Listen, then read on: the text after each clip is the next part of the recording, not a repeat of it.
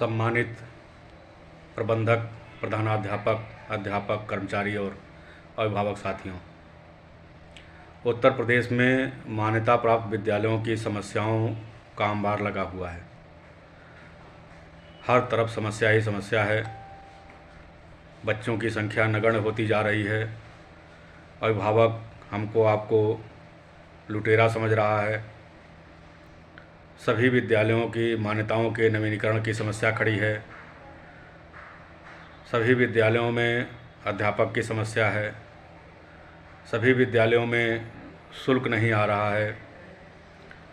विद्यालयों का शुल्क बहुत ही कम है। इस समय के महंगाई के दौर के हिसाब से आपका शुल्क नाम मात्र का है।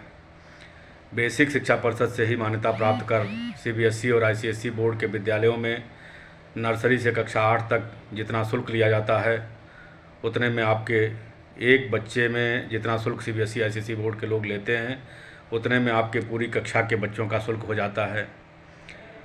वो ईमानदार कहे जाते हैं, आप बेईमान कहे जाते हैं।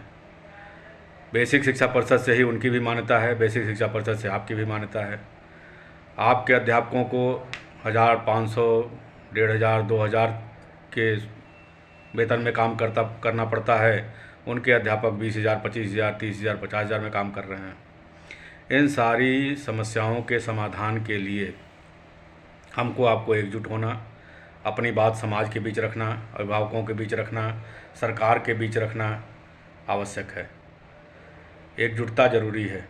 एक एक विद्यालय को एक एक कड़ी में जोड़ करके पूरे प्रदेश के लगभग 1,58,000 बेसिक शिक्षा परिषद से मान्यता प्राप्त, माध्यमिक शिक्षा परिषद से मान्यता प्राप्त प्राइमरी, जूनियर हाई स्कूल और इंटर कॉलेजों को एक मंच पर एक साथ लाना अनिवार्य है। उत्तर प्रदेश बेसिक शिक्षक संघ उत्तर प्रदेश अध्यक्ष श्री दुर्गाचरण सिन्हा के नेतृत्व में लगातार वर्षों से आपकी समस्याओं के समाधान के लिए संघर्ष करता आ रहा है। इस क्रम में हमने भी वर्षों से आपके साथ कदम से कदम मिलाकर संघर्ष किया, विभिन्न समस्याओं का समाधान कराया। कभी कभी ऐसी भी समस्याएं आ गई जिसका निराकरण नहीं समझ में आ रहा था, फिर भी संघर्ष किया गया और उसका समाधान हुआ। आप इस बात के साक्षी हैं, सभी लोग जानते हैं। हम लोगों ने आप लोगों से न धनादोहन किया, न आपको पीड़ित होने दिया, न आपको कहीं बहुत ज़्यादा भागदौड़ करने दिया। उत्तर प्रदेश बेसिक शिक्षक संघ लगातार स्वयं कदम से कदम मिला करके आगे बढ़ करके आपकी समस्याओं का समाधान करता चला आ रहा है। उसके पदाधिकारी लगातार आपकी समस्याओं के लिए संघर्ष करते चले आ रहे हैं। पत्र लिखना या शासन प्रशासन के अधिकारियों से मिलना, शिक्षा मंत्री और मुख्यमंत्री से मिलना या आपकी समस्याओं के समाधान के लिए निरंतर प्रयास करना उत्तर प्रदेश बेसिक शिक्षक संघ का प्रथम कर्तव्य और लक्ष्य रहा है। आज आवश्यकता इस बात की है कि आप पुनः एक बार एक मंच पर एक साथ एकजुटता दिखाते हुए बेसिक शिक्षक संघ की आवाज़ को आवाज़ दें और अपनी समस्याओं का निराकरण कराएं। माननीय मुख्यमंत्री जी और माननीय शिक्षा मंत्री जी आपकी समस्याओं का समाधान करना चाहते हैं, किंतु समस्याओं के समाधान के लिए आपकी आवाज़ उठनी बहुत ज़रूरी है। बिना आवाज़ उठे मुख्यमंत्री या शिक्षा मंत्री आपकी समस्याओं का समाधान नहीं कर सकते हैं।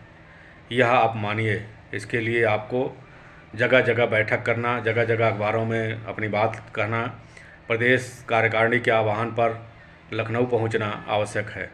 इस क्रम में जैसा कि हमने कल भी बताया था आप लोगों को कि 19 मई 2022 को 4:30 बजे शिक्षा निदेशक बेसिक निशातगंज लखनऊ के वहाँ शिक्षक संघ और अधिकारियों की एक बैठक है।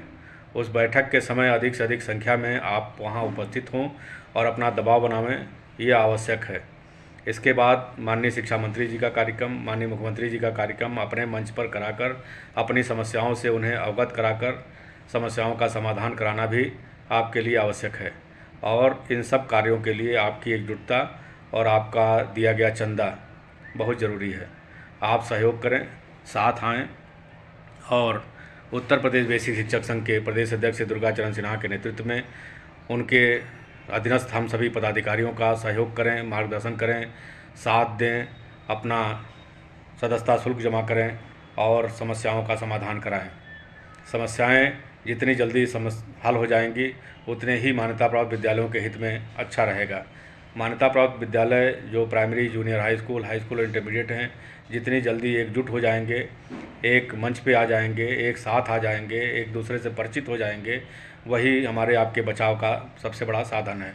किसी को भी मान्यता का नवीनीकरण अभी नहीं कराना है, नवीनीकरण के नाम पर पैसा नहीं देना है। किसी को भी आरटीई के पैसे के भुगतान के लिए किसी को कोई धनराशि नहीं देनी है।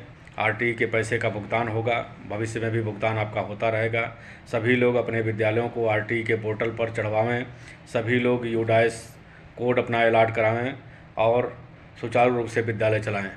एक मांग आप उठाते रहें कि बेसिक शिक्षा परिषद से मान्यता प्राप्त विद्यालय, चाहे वो सीबीएसई बोर्ड के कैंपस में हो, आईसीएसई बोर्ड के कैंपस में हो या किसी भी प्रकार के कैंपस में हो, उन सबको अलग करके एक साथ एक समान किया जाए, सबका शुल्क एक समान किया जाए।